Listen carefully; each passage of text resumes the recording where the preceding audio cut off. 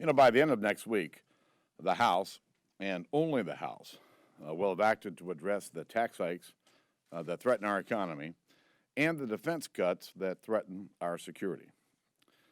That's because only Republicans have offered plans to address these threats. Yet it was the president who came up with the sequester because he didn't want the debt limit to get in the way of his campaign. Now these arbitrary cuts are looming, and frankly, he's nowhere to be found on the issue. And it was the president's proposed tax hike because he thinks if you run a small business, you didn't build it. The government did. And since he thinks the private sector and small businesses are doing fine, he believes it won't hurt to raise their taxes. Now the president's off campaigning, trying to tell everyone who will listen that he didn't really mean what he said, that he didn't really mean you didn't build that. Well, Mr. President, I'll tell you what.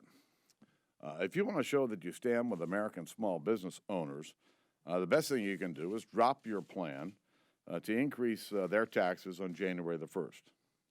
This small business tax hike, according to Ernst & Young, will destroy more than 700,000 jobs. And next week, the House will vote to stop the small business tax hike. We'll also vote to start a pro-growth tax reform that will help employers keep jobs in America and bring some jobs back to America that have gone overseas. And lastly, we'll give the Democrats an opportunity to vote for the president's small business tax hikes. And if they do, I think the American people will hold them accountable.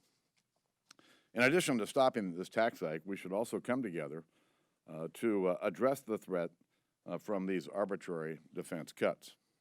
And while we're at it, we should get over to the president's desk the more than 30 jobs bills that the House has passed in a bipartisan manner that sit in the United States Senate.